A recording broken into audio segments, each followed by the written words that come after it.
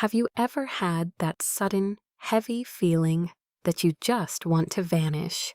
Not because you want to die, and not because you hate your life, but because the sheer weight of being perceived, of answering messages, and of constantly performing your identity has become too heavy to carry. It is a quiet, desperate plea from the deepest corners of your psyche, whispering that your mind urgently needs to disappear for a while.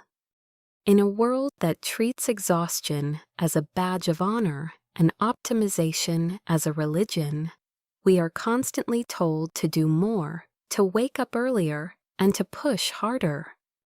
But I believe we have got it all wrong, and Swiss psychiatrist Carl Gustav Jung knew this more than a century ago, when he warned that until you make the unconscious conscious, it will direct your life, and you will call it fate.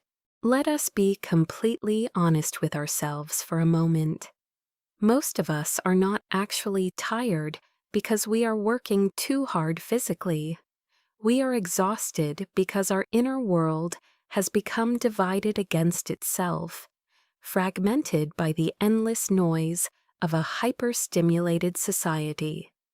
We spend our days wearing masks, what Jung called the persona, adapting to what others expect of us, until we completely lose touch with who we are beneath the surface.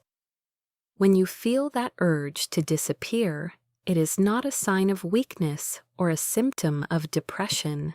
In my view, it is actually your soul's defense mechanism, a healthy, instinctive rebellion against a world that is trying to consume your essence. It is your mind begging you to step off the stage, pull down the curtains, and remember what it feels like to exist without an audience. Jung himself understood this need on a deeply physical and spiritual level. At the height of his career, when his mind was overflowing with revolutionary ideas about the collective unconscious and the shadow self, he did not seek more social validation or busier lecture halls. Instead, he retreated to the shores of Lake Zurich and built Bollingen Tower, a primitive stone dwelling with no electricity, no running water, and no modern distractions. He would spend months there in absolute solitude, chopping wood, cooking simple meals, and sitting in silence. He famously said that solitude was for him a fount of healing, which made his life worth living, and that talking was often a torment for which he needed many days of silence to recover.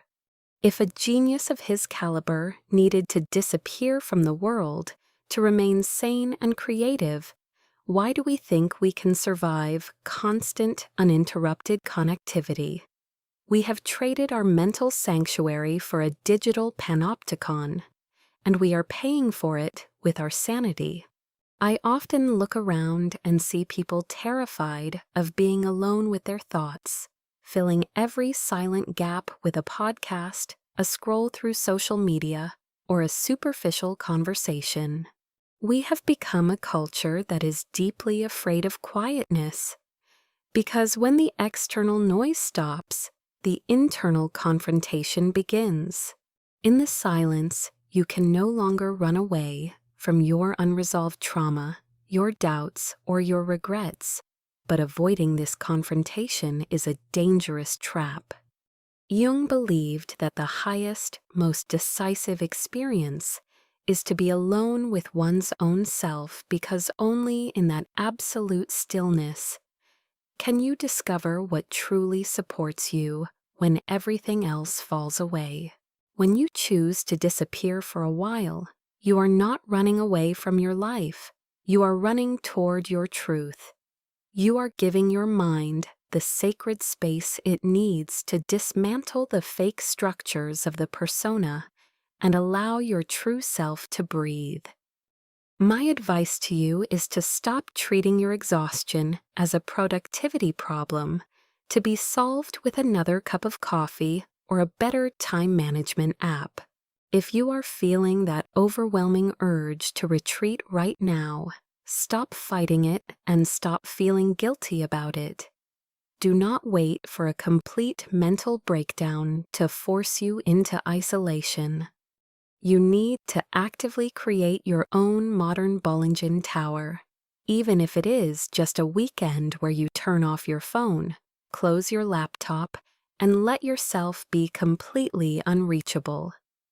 Sit with the discomfort of the silence, watch your thoughts rise and fall like waves, and listen to what your unconscious has been trying to tell you while you were too busy performing. It is in these moments of voluntary disappearance that we undergo what Jung called individuation, the beautiful, painful process of integrating our light and our shadow to become whole. We must understand that true healing is not about adding more self-care routines to our busy schedules. It is about subtraction. It is about letting the world go on without us for a moment and realizing that the universe will not collapse if we stop replying to emails for 48 hours. By disappearing, we allow the dust in our minds to settle, revealing the path that was always there, hidden beneath the noise of other people's expectations.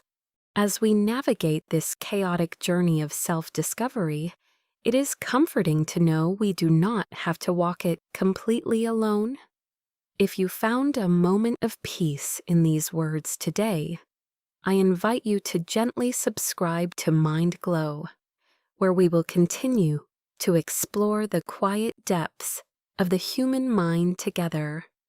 Take a deep breath, give yourself permission to step back, and remember that sometimes disappearing is the only way to truly be found.